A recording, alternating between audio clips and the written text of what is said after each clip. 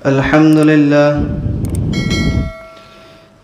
لله وكفى وسلام على عباده الذين اصطفى أما بعد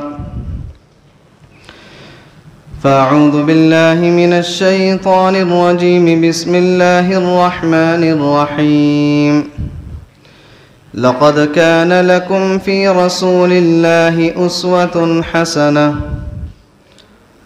وقال الله تعالى في مقام آخر ما آتاكم الرسول فخذوه وما نهاكم عنه فانتهوا صدق الله العلي العظيم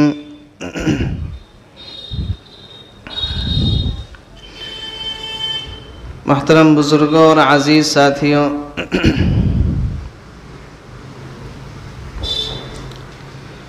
آقائے نامدار حضرت محمد مصطفیٰ صلی اللہ علیہ وسلم کی سیرت کے دو پہلو ہیں۔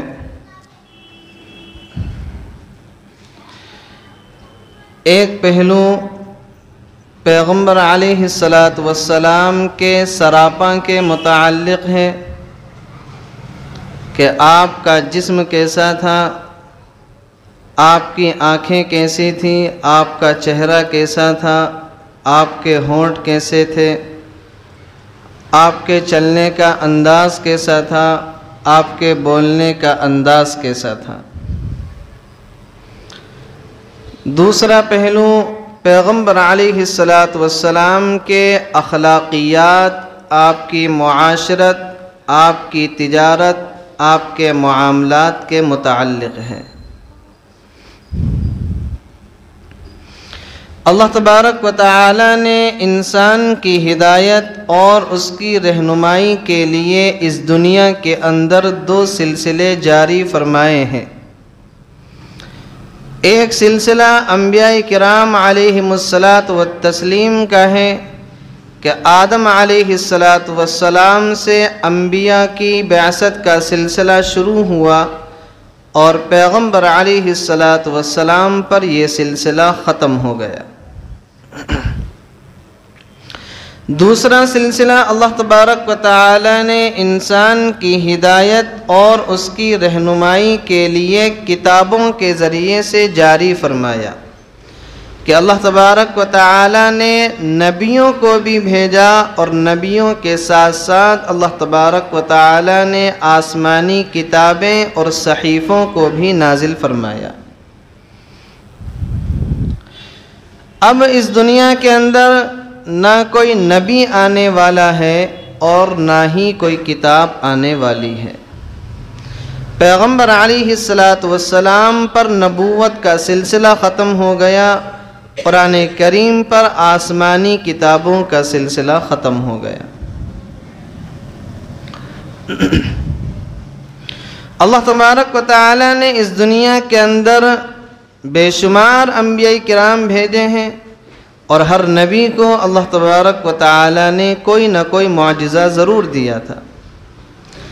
حضرت موسیٰ علیہ السلام کو لاٹھی کا معجزہ دیا، حضرت عیسیٰ علیہ السلام کو یہ معجزہ دیا کہ وہ مادر ذات اندھوں کو بینا کر دیا کرتے تھے، مٹی کی چڑیا بناتے، اللہ تبارک و تعالی کے حکم سے اس کو اڑاتے اور وہ چڑیا کیا ہو جاتی؟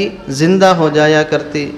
قبروں سے اللہ تبارک و تعالی کے حکم سے مردوں کو زندہ کر دیا کرتے تھے۔ حضرت سلیمان علیہ السلام کے لیے اللہ تعالی نے ہوا کو مسخر کر دیا تھا۔ حضرت داؤد علیہ السلام کے لیے اللہ تعالی نے لوہے کو موم بنا دیا تھا۔ اسی طریقے سے حضرت صالح علیہ السلام کے لیے اللہ تعالیٰ نے پہاڑ سے اونٹنی کو نکالا۔ تو اللہ تبارک و تعالیٰ نے مختلف انبیاء کرام کو مختلف معجزات عطا فرمائے تھے، مختلف خصوصیات عطا فرمائی تھی۔ قربان جائیے پیغمبر علیہ السلام کی ذات بابرکت پر کہ جتنے معجزات، جتنی خصوصیات اللہ تبارک و تعالی نے تمام انبیاء کو عطا فرمائی تھیں، وہ سارے معجزات اور وہ ساری خصوصیات اللہ تبارک و تعالی نے فردن فردن پیغمبر علیہ السلام کو عطا فرمائے تھے۔ اور قربان جائیے صحابہ کرام کی ذات پر کہ صحابہ کرام نے پیغمبر علیہ السلام کی ذات کا، آپ کی صفات کا ایک ایک پہلو امت کے سامنے لا کر رکھ دیا، امت کے سامنے اجاگر کر دیا۔ ایک ایک پہلو کے پیغمبر علیہ السلام کی ایک ایک نقل و حرکت کو امت کے سامنے بیان کر دیا، اور صحابہ کرام نے اس کے اندر کسی طریقے کی کوئی خیانت نہیں فرمائی۔ پیغمبر علیہ السلام کو اللہ تبارک و تعالی نے جسمانی اعتبار سے بڑی خصوصیات سے نوازا تھا۔ آنکھیں اللہ تعالیٰ نے ہمیں بھی عطا فرمائی ہیں، اور آنکھیں اللہ تعالیٰ نے پیغمبر علیہ السلام کو بھی عطا فرمائی تھیں۔ فرق کیا ہے کہ ہم جو ہیں صرف قریب کا دیکھ سکتے ہیں، بہت زیادہ دور کا نہیں دیکھ سکتے۔ پیغمبر علیہ السلام قریب کا بھی دیکھتے تھے، دور کا بھی دیکھتے تھے۔ ہمیں جو اللہ تعالیٰ نے آنکھیں دی ہیں، ہم ان آنکھوں سے صرف دن کے اجالے میں دیکھ سکتے ہیں، رات کے اندھیرے میں نہیں دیکھ سکتے۔ اللہ تبارک و تعالی نے پیغمبر علیہ السلام کو جو آنکھیں عطا فرمائی تھیں، آپ ان آنکھوں سے دن میں بھی دیکھ سکتے تھے، رات کی تاریکی کے اندر بھی دیکھ سکتے تھے۔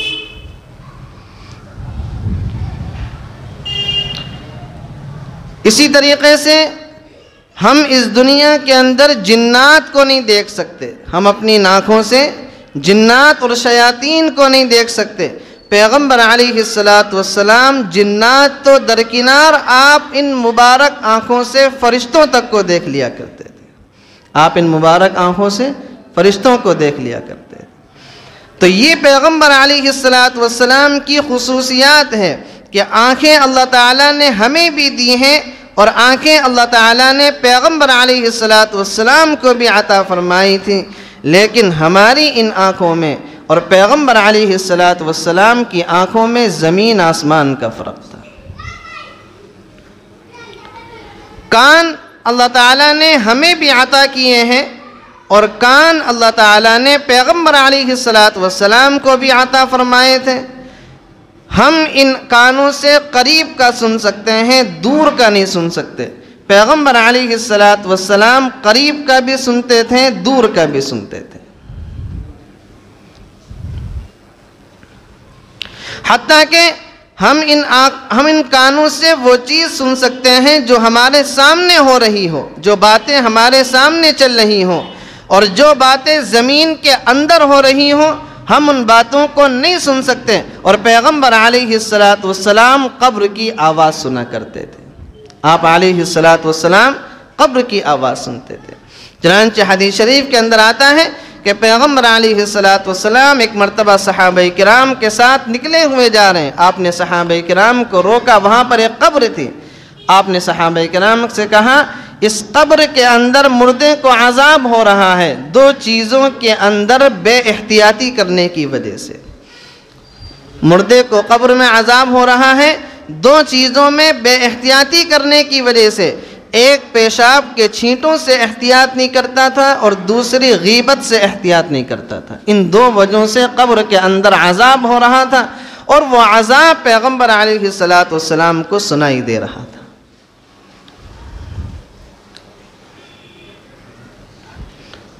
پیغمبر علیہ السلام مدینہ المنورہ کے اندر بیٹھے ہوئے ہیں، مکہ المکرمہ کے اندر دو کافر خانہ کعبہ کے صحن میں پیغمبر علیہ السلام کے خلاف سازش کر رہے ہیں، آپ علیہ السلام کو قتل کرنے کا پلان چل رہا ہے۔ اور آپ کہاں ہیں؟ آپ مدینہ المنورہ کے اندر بیٹھے ہوئے ہیں۔ یہ دونوں حضرات پلاننگ کرنے کے بعد جب مدینہ المنورہ پیغمبر علیہ السلام کے پاس پہنچے تو آپ علیہ السلام کے سامنے جب یہ دونوں حضرات آئے، آپ نے کہا کہ ذرا وہ گفتگو مجھے سناؤ جو تم خانہ کعبہ کے صحن میں بیٹھے ہوئے آپس میں کر رہے تھے۔ کہاں کہ حضرت اس وقت تو ہمارے پاس وہاں کوئی انسان موجود ہی نہیں تھا، ہم 2 ہی لوگ صرف وہاں پر موجود تھے۔ آپ نے ہماری کیا بات سنی؟ پیغمبر علیہ السلام نے فرمایا کہ مجھے سب پتہ چل گیا کہ آپ وہاں پر میرے بارے میں میرے قتل کی یہ پلاننگ کر رہے تھے۔ اسی وقت مسلمان ہو گئے۔ تو جو ہمارے کان ہیں ان کی قوت سماعت کچھ اور ہے، اور جو پیغمبر علیہ السلام کو اللہ تعالیٰ نے کان دیے تھے ان کی خصوصیات کچھ اور ہیں۔ دانت اللہ تعالیٰ نے ہمیں بھی دیے ہیں، اور دانت پیغمبر علیہ السلام کے بھی تھے۔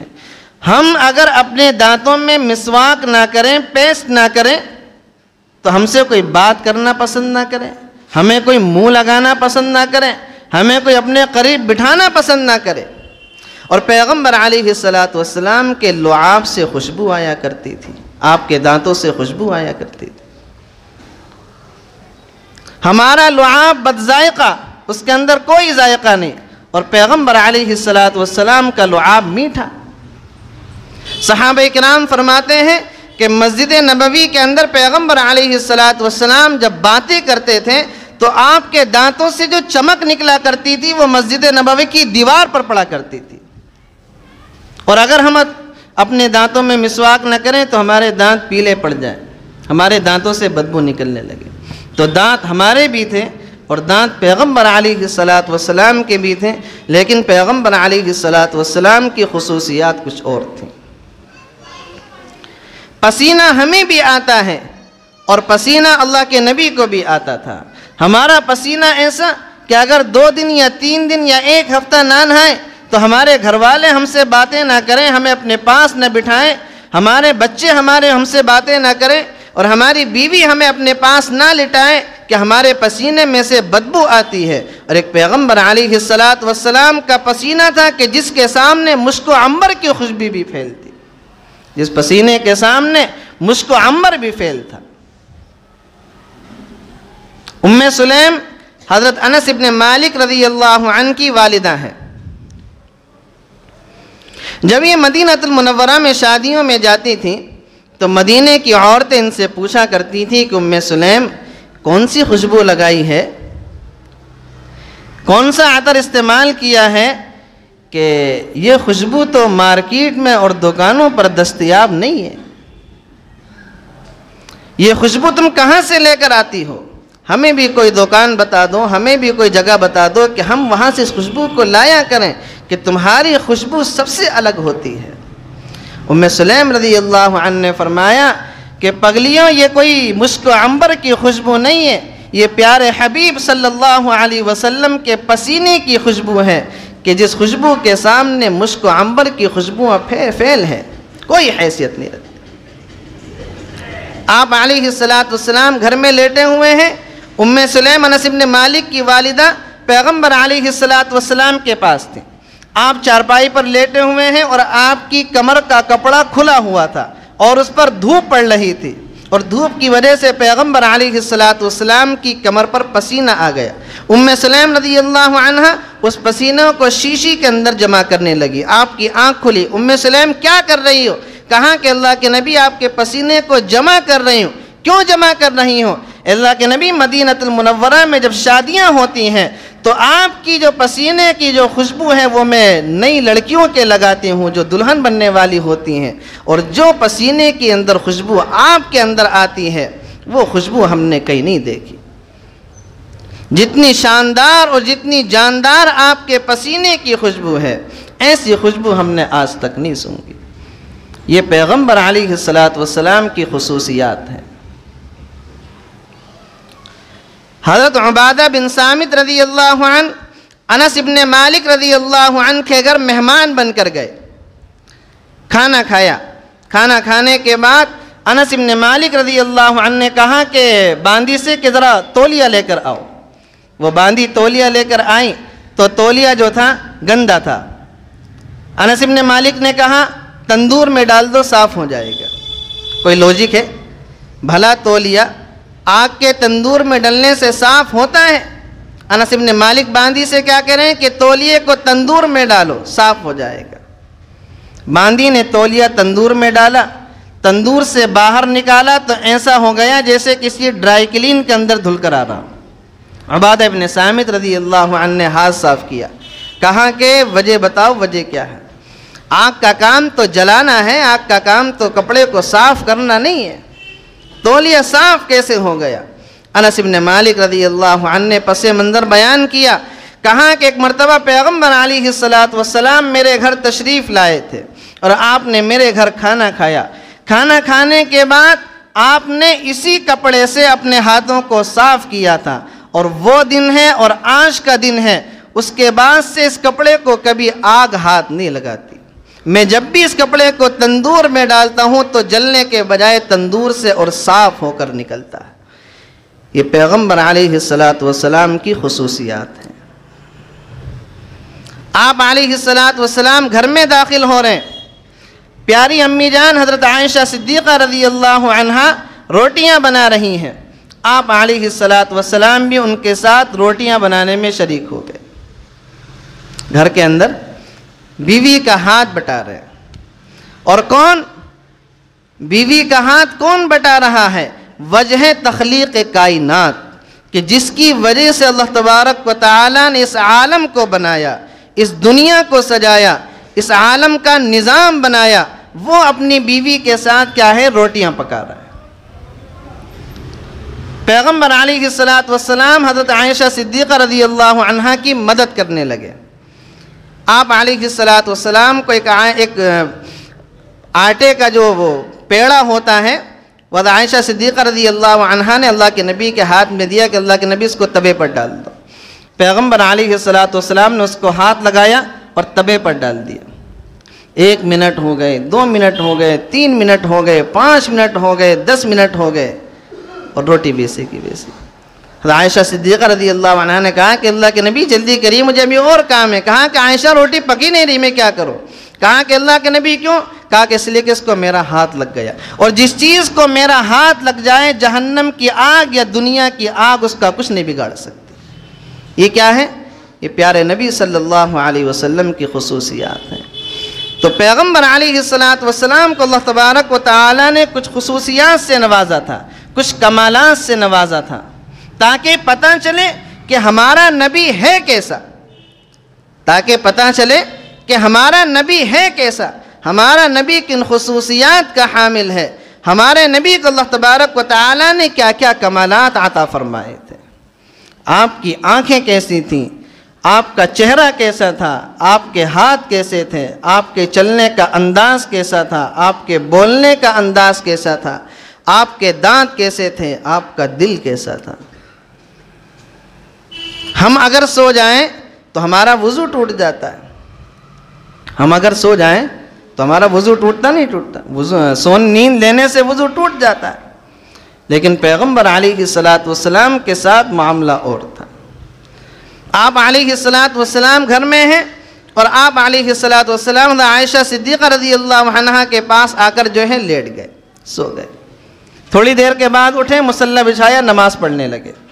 عائشہ صدیقہ رضی اللہ عنہا نے کہا، اے اللہ کے نبی، کیا آج آپ وضو کرنا بھول گئے؟ آج آپ نے وضو نہیں کیا؟ کہا کہ عائشہ، لوگ سوتے ہیں تو ان کا وضو ٹوٹ جاتا ہے، اس لیے کہ ان کی آنکھیں بھی سو جاتی ہیں، ان کا دل بھی سو جاتا ہے، اور جب میں سوتا ہوں تو میری صرف آنکھیں سوتی ہیں اور میرا دل بیدار رہتا ہے. میرا دل کیا ہے؟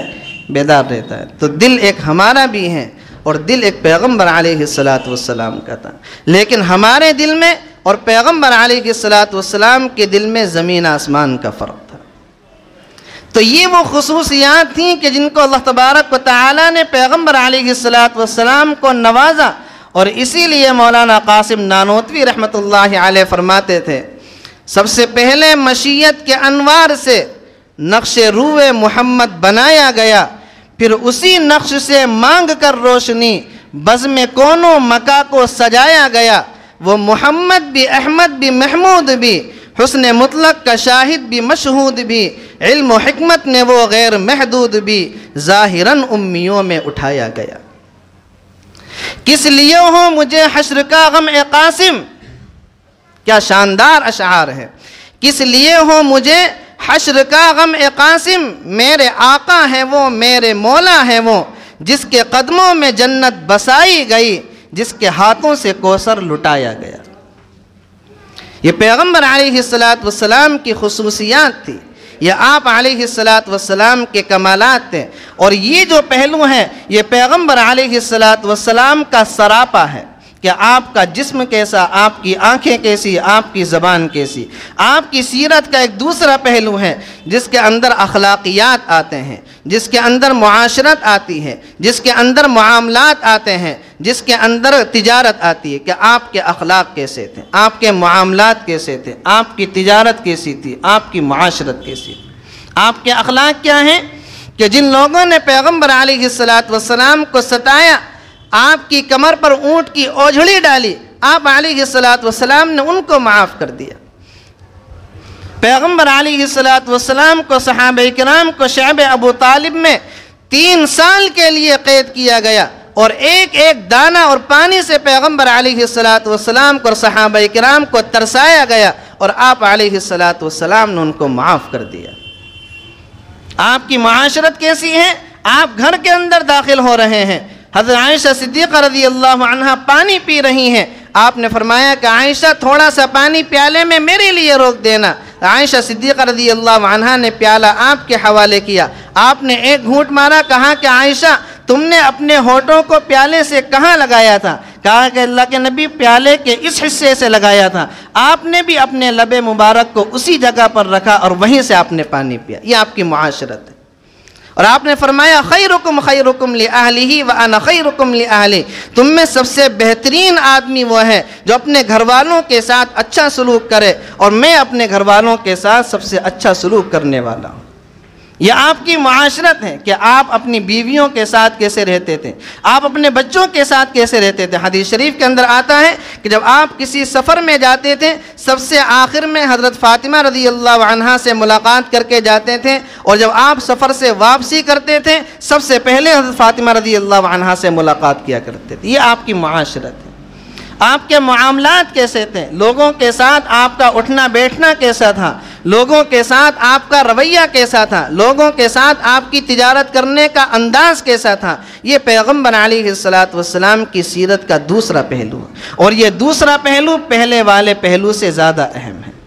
یہ دوسرا والا پہلو پہلے والے پہلو سے زیادہ اہم ہے۔ اللہ تبارک و تعالیٰ سے دعا ہے اللہ تعالیٰ ہم سب کو کہنے سننے سے زیادہ عمل کرنے کی توفیق نصیب فرمائے، اور ہمیں پیغمبر علیہ السلام کے اخلاقیات، آپ کی معاملات، آپ کی معاشرت کو اپنانے کی توفیق عطا فرمائے۔ وآخر دعوانا الحمدللہ رب العالمین۔